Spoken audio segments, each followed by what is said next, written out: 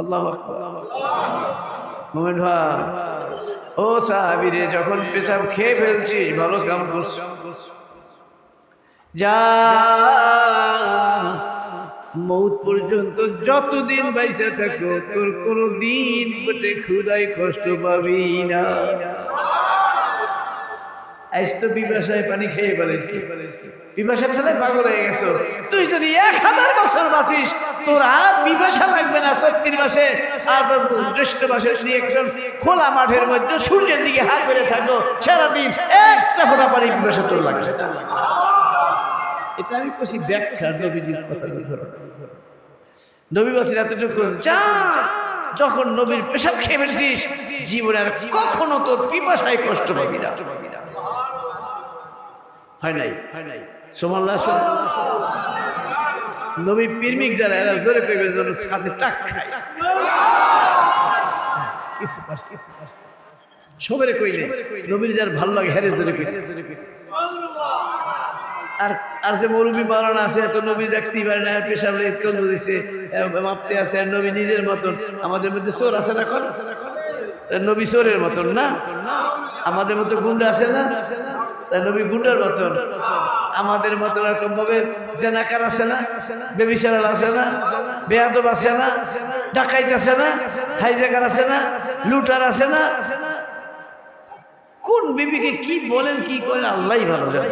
কিন্তু আমরা বাজাইয়া না, আমরা বুঝে কথা বলি। হ্যাঁ আপনি বলছেন অমুক সময় খান, তা বলবো না, বলবো যে আপনি যে বললেন এটার জব তো এরকম আছে, পাওয়া যায়। আলোচনা করছি মন ভাই, কিছু চেনলেন নবীরে, একটু একটু চেনছেন মাশাআল্লাহ।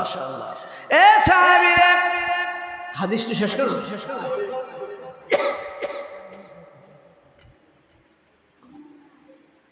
সাহাবী যখন নবীর পেশাব খেয়েছি, যা পিপাসা তো লাগবে না। মৌত পর্যন্ত ক্ষুধায় না খাইয়া থাকলেও ক্ষুধার কষ্ট পাবি না। যা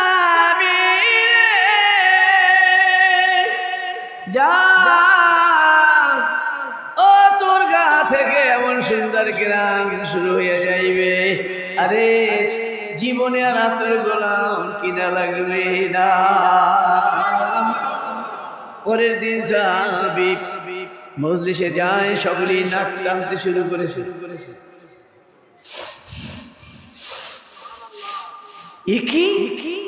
এই সুন্দর আতরটা তো কোনোদিন পাইলাম না। একবার সেই রকম, হ্যাঁ সেই রকম, হেউ কয় সেই রকম, হে কয় সেই রকম, হেউ কয় সেই রকম, টানাটানি করে সবাই। কিন্তু আতরটা কিনা কোথায় লাগে, কোন আটখোলা, কোন দোকান দিয়ে কেনলে শেষ পর্যন্ত নাক জায়গা মতন যায় না। কোন কথা কর না, কেন নাকের তো একটা ম্যাগনেট আছে, তো ও যেখান দিয়ে গেরান শুরু হয়েছে নাকের ম্যাগনেট সেখানে ছেড়ে গেছে।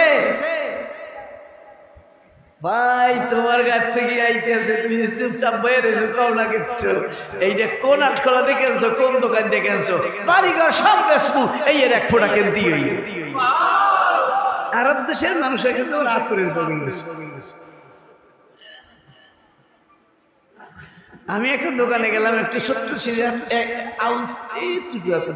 কয় লক্ষ টাকা জানি চাইলো আমার কাছে। আমি ডরে লাফাইয়া করবো না, সরিয়ে আমার মোটামুটি একটা কামের না নিয়ে উঠছে যে দাম কয় কামে আছে, মানে যে লিস করছে মুই আর ডরে কাঁপিছি, কি দাম কম কি হলো বুঝলে দোকানই ঢুকতো। হ্যাঁ কি বইয়ে রয়েছে না কিনে দিয়েছে, হ্যাঁ তো বোতলে বোতলে ঠিললে বুঝে বেসতে।